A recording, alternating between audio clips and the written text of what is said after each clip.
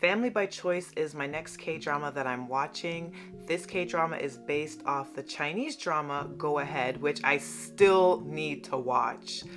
And it is a family drama, slice of life, and it's surprising to me how much I have invested in this K-drama, especially because I feel like this year overall has been very weak for K-dramas as a whole, but I'm really enjoying this one so far, and I want to talk about it a little bit more, kind of give my overall thoughts. This is going beyond the first impressions because I've watched about 6 episodes of this now, and there's just so much surprises in it.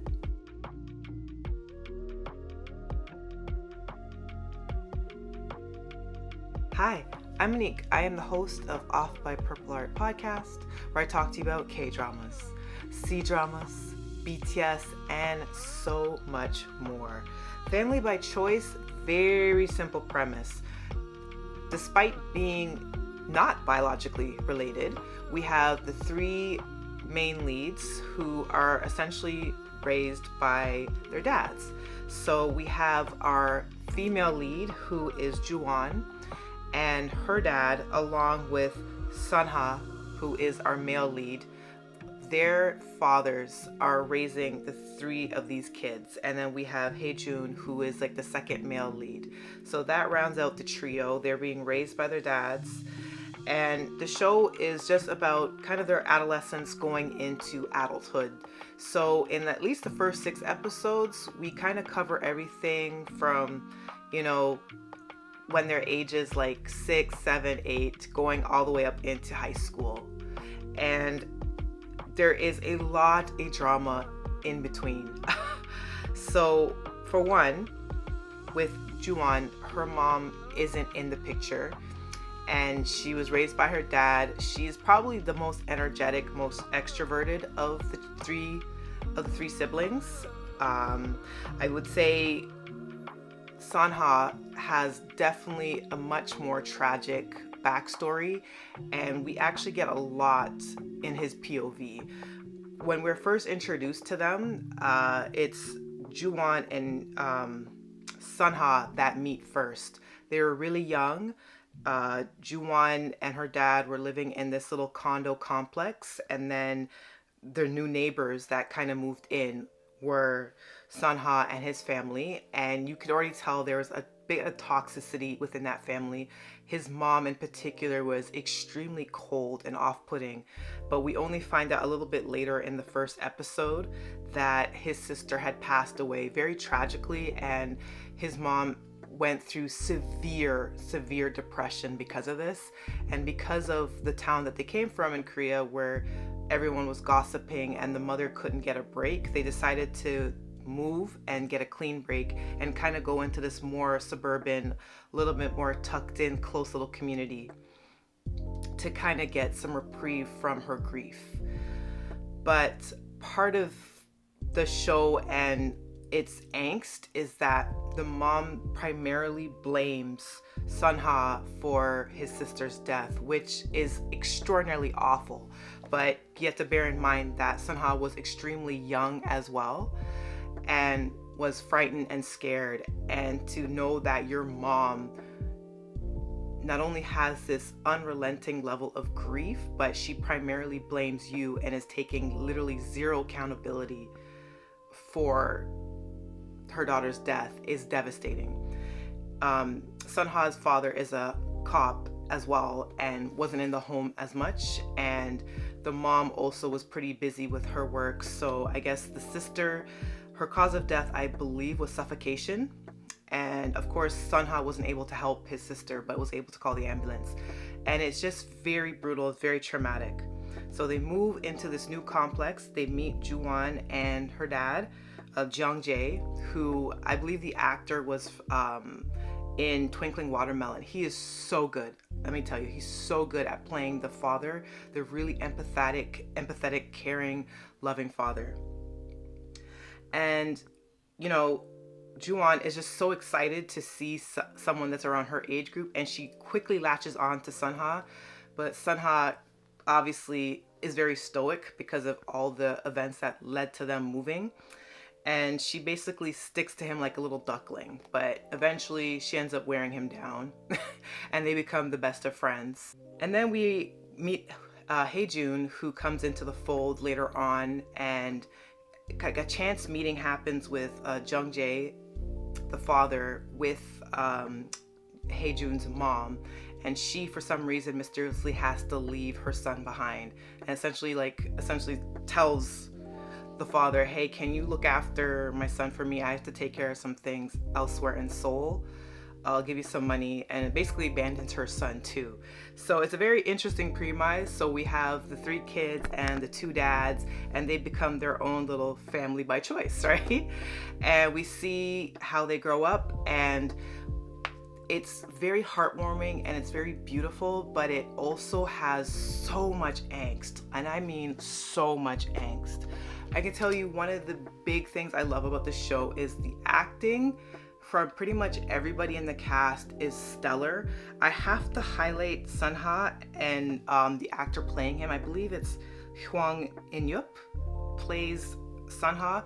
He's very good. I recognize him from True Beauty, and while that was a mess of a show, I loved him in it, and I love Cha-yeon from that show as well, and I think he's so incredibly good, and I'm glad he gets to be like the male lead in this, because he's gonna absolutely kill it once it comes to the romance part of the show, which we haven't gotten there yet. But he and him playing out the grief of his sister passing, and even him getting into his late teens, it still has such a PTSD effect on him. And you can see in his interactions with his 2 siblings, how he goes about in school, just how much that still is such a burden that hasn't been able to be lifted off of him. And I have to say, like, a lot of these characters could really use some therapy. I'm just gonna go out and say that. But Sun-ha in particular, I have such a liking to. Like, he is absolutely my favorite character. I resonate with him with the most, and I feel like this show is giving this character so much of the meaty material. I don't know if in the Chinese original version of this show that his character gets a lot of the focus, but I am naturally drawn to his character the most. I think Sun-ha is such an interesting character study, and the actor just is killing it, and I love looking at him, and I just think he's incredible.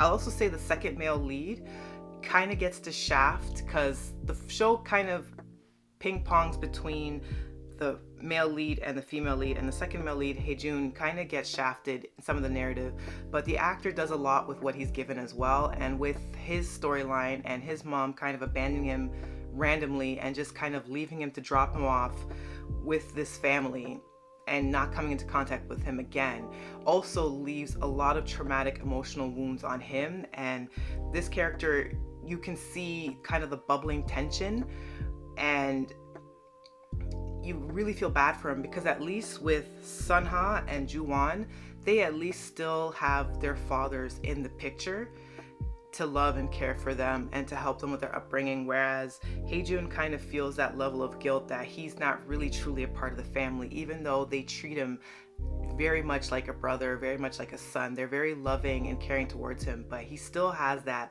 abandonment wound, you know, because his mom still refuses to have contact with him even well into his teen years. The mom keeps a distance, and we still don't really know as to why.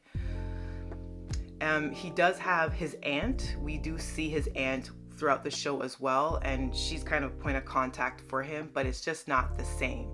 So I feel like that actor as well does a really great job.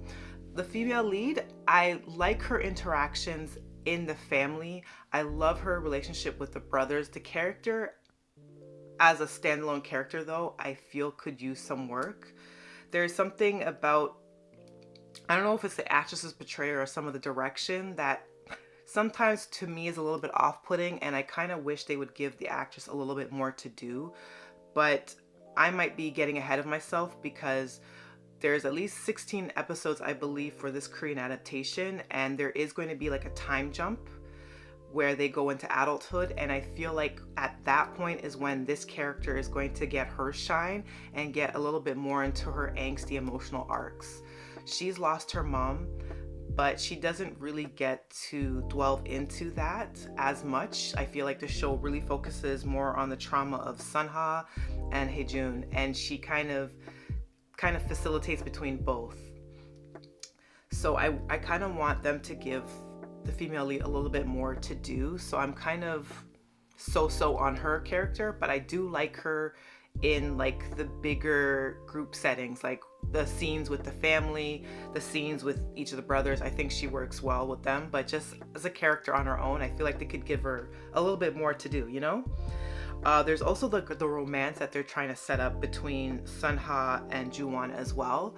And that's something that hasn't really come to fruition yet. I don't think it would be appropriate at this time because there have been so much focus in the show as them being raised together as a family. But Sun-ha really doesn't like looking at Ju-won as a sister. And I feel like pretty earlier on, they hinted that he had romantic feelings towards her.